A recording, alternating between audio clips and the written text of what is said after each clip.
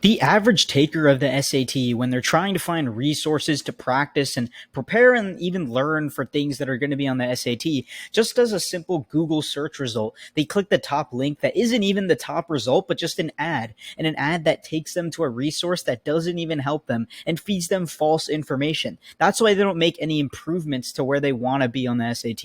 Now, a 1600 score takes the time to learn what resources are the best to use. And they don't know what resources are the best to use. And they don't even know certain things that are on the SAT. They need to learn, as did I, and as do probably you, as they find perfect resources through looking for experience, through finding people with experience who've used resources before. They use their recommendations to find the best ones and apply it in perfect methods to get the score that they got.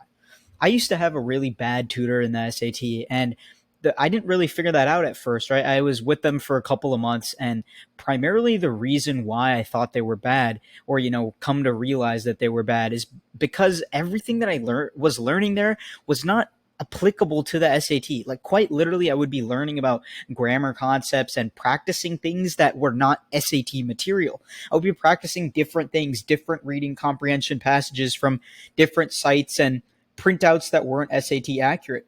And I only realized this after doing my own research in terms of like what is good SAT prep and what doesn't work and what actually does work. And I didn't realize it at the time, but I was just being deceived for a full 3 months, paying money for something that wasn't even helping me. So I'm going to showcase everything that I think is very useful for the SAT for preparation by yourself, and how I use like all that knowledge I realized made me figure out that the SAT tutor that I had was bad.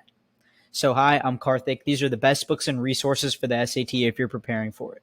Okay, so first I'm going to talk about SAT grammar. Okay, so the resource that I use that's so useful, that I think is like one of the only books that I truly recommend, is the College Panda SAT writing book. It's so good. And primarily why I think that is because not only does it tell you every single skill that's on the SAT and only the skills that are on the SAT, it also tells you what priority you should be learning them at, like what questions have the most amount on the SAT and how it's going to be organized. And the entire book's organization is by skill, and they have practice questions that are SAT accurate, and they test the concept as well. So it's very useful information and very useful practice that's relevant, and there's no nonsense in the book. There's nothing else that you like don't need to know that's in the book. Like, practice that book and you will learn every single SAT grammar skill. I guarantee that.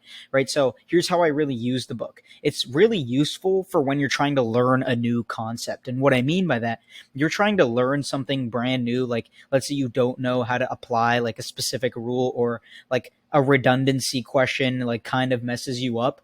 You need to learn that skill of like assessing for that. So the book tells you how the SAT commonly uses it, like general uses of that rule, and then instantly applies like do's and don'ts and like correct examples and incorrect examples. So you can instantly contrast what you think is right and what you think is wrong, and what is actually right and what is actually wrong, using the rules that they explain in the book so clearly. I just love that book for that like reason. It's just so useful to figure out exactly what you did wrong. So how I'd go for it is I'd learn using that book. I would learn from the lessons, like go through the entire lesson of the skills that I just am not aware of, or I just consistently get wrong when I'm taking practice exams. And then I'm going to learn from all of those and apply them in the practice that they give you, and then grade the practice. Obviously, go over the reasons, try to figure out why the reasoning in the learning section of the book correlates to answers that you might have gotten incorrect while practicing. And it has explanations for some of them, and all the answers are in there. So I really like this book for that reason. And you should constantly refer back to the lessons every time you find yourself slipping up, because you're going to realize that you forgot something that's very essential. And once you reread it, you'll instantly get better, as you already have been applying the skill. Okay. SAT math. I actually don't think you should buy anything for this. And, there are a ton of books that, probably are useful, but I never bought anything for this. And I improved my math score maybe about like 200 or 300 points or so, just completely by myself. And here's how I did it, right? Khan Academy.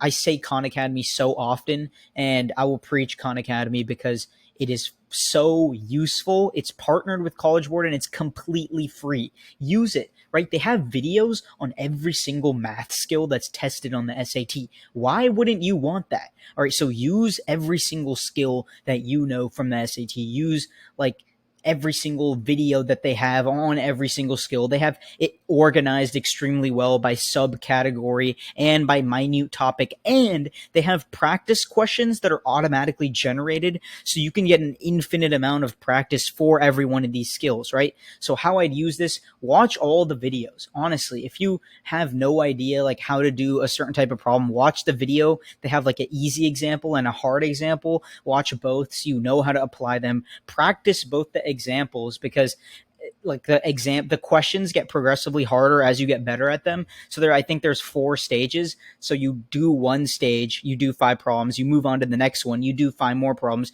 So keep doing that. Reach to the end stage. The 4th stage is called the mastery stage, right? Reach that level, and that's when you move off the website and practice those problems on like practice resources, which I'm going to talk about later on what resources I used for practice externally to all of these books, which are completely free for you to use.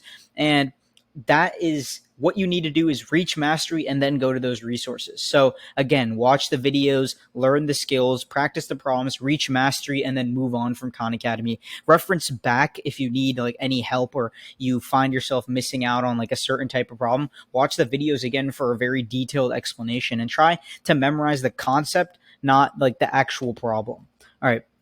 SAT reading. So an SAT reading book that I bought that's actually I think is extremely useful, but I didn't use completely. I didn't like go through the entire book, and I'm not gonna like claim that I did, even though I partially did. It's called the Erica Meltzer SAT reading, and I had the 3rd edition, I believe. But honestly, just get the latest edition. It's probably better.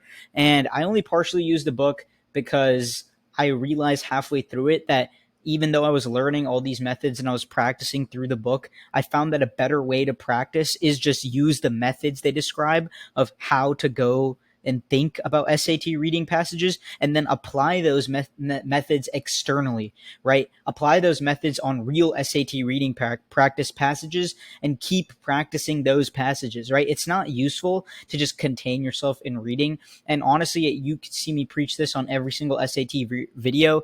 There's no quick route to SAT reading, right? All you need to do is focus on the problem and focus on passages. There's no quick strategy. You can implement an overarching strategy for how you're going to encounter like different kinds of problems and different kinds of passages, but ultimately it's you practicing passages every single day. It's just going to click one day and you're just going to get better at doing it out of practice, right? And there's no easy way to say this, but I swear if you practice like a couple of passage every single day for 3 months, you will significantly improve your score, and I can guarantee that. But so many people want the easy trick and they're not going to do this. All right. So, this book is extremely useful and you can buy it to learn the strategy and use from it. But I personally did it only partially, didn't even learn all the methods, but just started practicing SAT reading again and again. And that's what I think is useful, right? So, and I'm going to show you where I got these practice passages from. And the main idea behind accurate practice, right, before I go into the resources, is we need to find accurate practice, not just regular practice problems. So what is accurate practice, first of all, and where can I find it? Accurate practice is the idea that practice questions are official, right, and they're from College Board. And that's useful and that's needed because you don't want to be practicing for something that's not as the same wording and as the same type and testing the same type of question and material that would be on the SAT. Like, you don't want to be doing something random, right? So that's why you can't trust any of these company websites that aren't affiliated with College Board that give out practice tests of their own and make their own versions, because they're not going to be accurate. They're not going to be the same wording. They might even have wrong answers, right? Because they're just made by someone, versus at College Board, they're made by a group of people and rigorously tested again and again. So the SAT Suite Question Bank is a resource from official College Board where they have a bank of all previous questions that aren't going to be used again, but it's so useful to use those to practice, right? And those also all have answers and explanations, which is so useful. released QASs, which is the question answer service. So you take a SAT and order it, and it gives you all of your answers and all the questions, right? So those are actually hard to find because you have to know somebody that has them, or somebody has to send you theirs.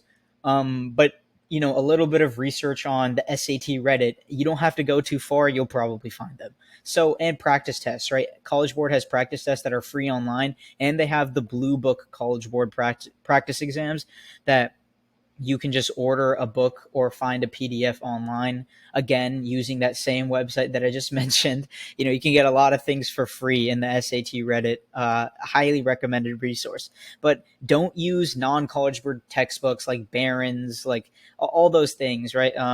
Like Princeton Review. Don't use those. They're just a waste of money. Don't trust any. I've been seeing this thing with AI generated like practice tests and problems based on College Board. I wouldn't trust it. I wouldn't trust it to be accurate to College Board. I wouldn't trust that itself. You can use them, and if you think they're good, go for it. But I personally don't trust them and don't think they're useful. And just again, a way to figure out if a new resource is good or not is if it's an unofficial problem resource that's not College Board, don't use it, right? But if it's a resource that has previous tests, previous QASs, that is official resources being given to you in an unofficial way, I would guess, and trust the official resources, right? And also, at the end of the day, mastery is dependent on you doing this again and again accurately. So, what is the most powerful resource? And I'm going to get into this as like a tangent in a way. How to get instant feedback and accurate feedback on the SAT, right? Because that's ultimately what's going to get you a higher score faster and a higher score that you would have gotten on your own. Is you need someone with experience who knows this, right? And there's only one way to get there, and it's with a tutor, right? Do your research, find a good tutor, a person who has good reviews. Maybe you personally know them, you personally know someone who's been tutored by them. And what a tutor will do is reduce the time that it takes for you to get your score. It's going to increase your potential for a higher score, right?